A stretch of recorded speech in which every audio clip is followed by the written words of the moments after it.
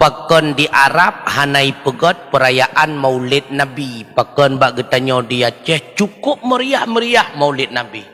Itulah bedanya kita ahli sunnah dengan Wahabi. Ubau Wahabi itulah di Mekah. Menya Wahabi Mekah ipegot Maulud, kamalai Wahabi lain tu termasuk Wahabi Aceh. Ya, nakala. Menya di Mekah na perayaan Maulid, nyan Wahabi lain hana mohon jauh. Maka ubau Wahabi itulah di kota Mekah Al-Mukarramah. Maka menurut sejarah bagian agama dipegang oleh Muhammad bin Wahab, bagian negara dipegang oleh keturunan Saud. Makanya terkenal dengan nama Arab Saudi. Karena keturunan Saud yang berpegang masalah kerajaan. Man menyetekedi urang Wahabi tengkukan urang God. Pakan cit kekebah bertempat God. Israel menteng tinggai pai Palestina totora Masjid Aqsa. So pegah Israel God. Pat tinggai Bani Israel. Rabineh Masjid Aqsa. Palestina nanggro mulia. Bahkan Masjid Aqsa adalah kiblat umat Islam pertama. Menyata pegah menan berarti Israel hanjut tinggal hinan berarti. Hinan si kekubah li Allah Ta'ala. Maka pakon di Aceh. Seluruh, bukan di Aceh. Seluruh ahli sunnah wal jamaah, apakah itu Perti, apakah itu NU, semuanya merayakan yang namanya Maulid Nabi besar Muhammad sallallahu alaihi wasallam. Ada pendapat ulama kaitan dengan masalah maulid? Ada. Coba buka kitab Raudhatul Talibin halaman 415. Di dalam kitab tersebut salah seorang ulama bernama Imam Yafi'i Al-Yumna. Apa kata beliau?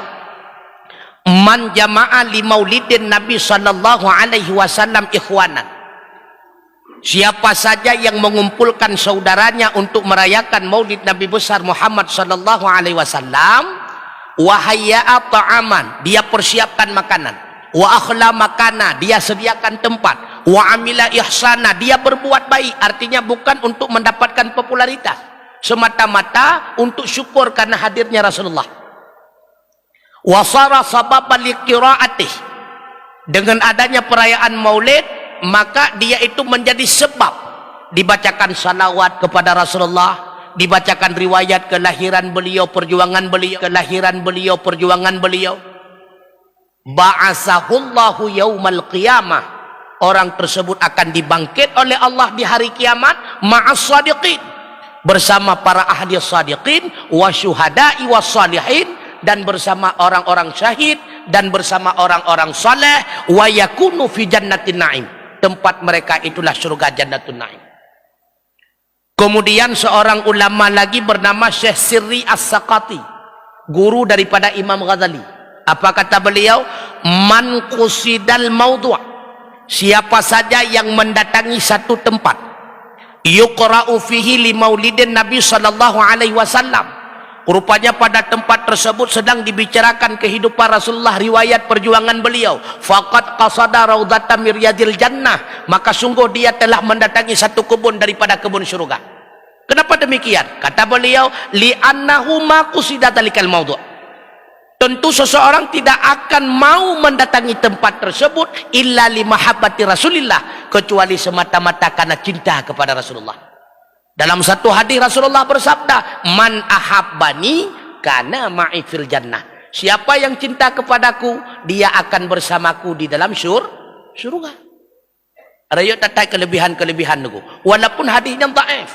Man ahabbani, hadisnya dhaif, cuma dikuatkan oleh asar-asar sahabat. Yang jadi masalah, penyebab haram merayakan maulid itu apa? Yang jadi masalah. Haram merayakan maulid kenapa? Dan apa? Yang jadi masalah. Dan di mana dalil ayat dan hadis yang menerangkan bahwa haram merayakan maulid? 4 dalil. Baiklah, hadis lain mendatabo. Hana. Ya, Maka ketika kita mengambil dalil, bila mana tidak ada ayat dan hadis yang melarang dan tidak ada ayat dan hadis yang memerintahkan, maka menjadi hukum boleh. Getampihan geyuwa pidan, berarti boleh. Nyara salji. Kecuali dalam bidang ibadah.